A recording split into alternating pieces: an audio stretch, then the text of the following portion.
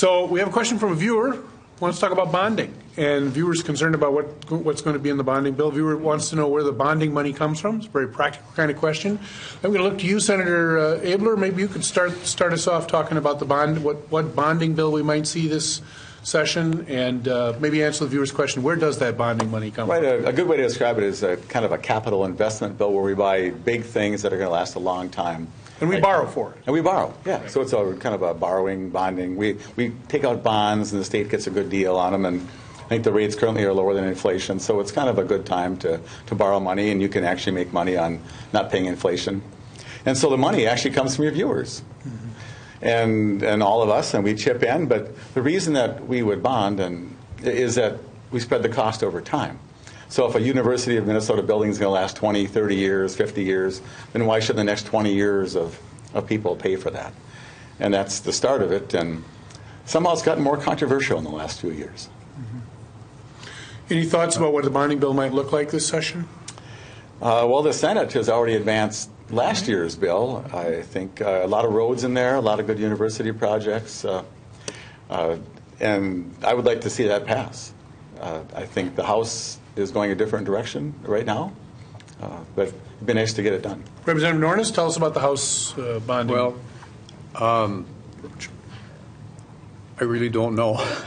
Can I be honest with this? Yeah. No, I really am not on the bonding committee, capital investment committee. I do know that there's some interest in doing the same thing that the Senate has as far as getting it done early.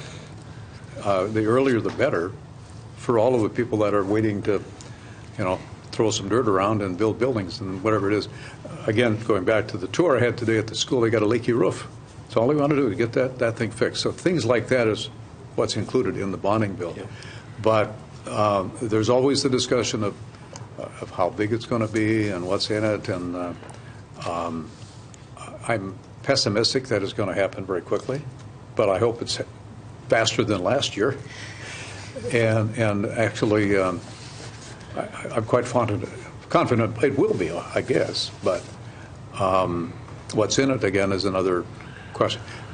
It would be very nice to just pretty much agree with the Senate and then be done with it, but I doubt it's always that's good to agree with the Senate. I know. I don't think that's going to happen. Representative Hillstrom? Just once. Representative Hillstrom, bonding bill. So I am in favor of doing a bonding bill and doing it quickly. So I agree with Representative Nornes. However, I was told the Speaker of the House said that he wasn't going to do a bonding bill this year, that we did a bonding bill last year and that it didn't become law.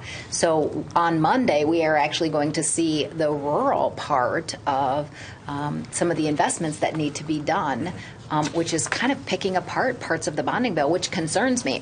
I'm for the proposal. I want to pass that bill on Monday, but I also want to pass the rest of the bonding bill as well. And so we need to make sure that we take care of the entire state when it comes to our bonding needs.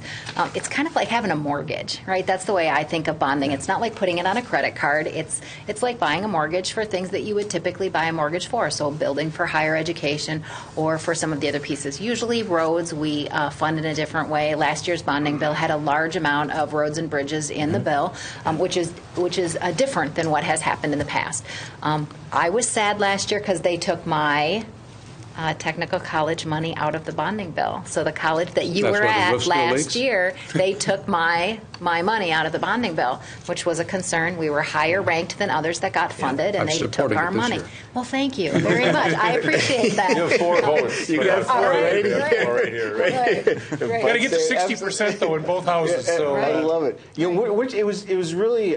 I was glad to see the governor come out early, with his bonding proposal, and then followed up, a few days later that the bonding bill that we passed last year, to bring that forward, which is it's important to the communities that I represent, and we touch right there. There's train safety. You got some traffic safety problems right there in Coon Rapids with some of the you got 1 million gallons of crude coming through that town, and there's some serious concerns. And the more we wait, the more there's safety issues right there in Coon Rapids. And Highway 10. I don't know if anybody's been on Highway 10. lately, but Jim was late this morning, and it was funny because I saw the crashes that happened. An hour. I know, I an allowed hour. 8 o'clock. But I like where we're going with it in the Senate. I like the governor's there. I think there's room for discussion. And it's really sad to hear you say that the House just went to, in the case of, why? I mean, this is the time to do it. Our bond rating's the best it's been in a long time. People are in agreement over in the Senate to move something forward, and let's send a message. And it sounds like maybe our good friend Bud Nornis there. He could broker Too the bad you deal. still don't own Well, I've got- Groovy 12, Groovy 1020 AM. Maybe you could get back on that radio station and get the message That would be shot the out, deal. right? Well, I've got just a couple of things in the bonding bill, relatively small.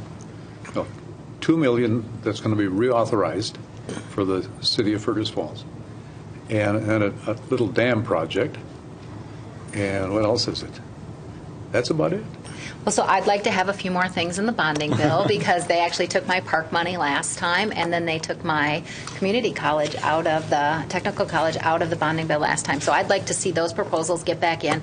I really believe that the bonding bill needs to be statewide, right? We need to do items that are of statewide significance, and water has been a really big thing that we've all kind of agreed on. That infrastructure is something that Democrats and Republicans believe that we can all get around, having clean water and the water infrastructure that we need. It's a good point. Champlin, for example, the first time we ever got bonding money in the history of Champlin was 2 years ago, and we got the dam taken care of. And to finish that is to really finish up the mill pond to create that fishery again. And that's all about clean water. And that's in both this. It's in the Senate version, and I know it was in the House version last year. I It's wish about we would come back collaboration. You together. worked with your Republican counterpart there, and Yep. that's the best work, when people actually focus on the work at hand. It was totally bipartisan. Jim. Yeah. You're correct on that. I think it'll Yeah. come down to negotiating. And we're in the process of, I think, negotiating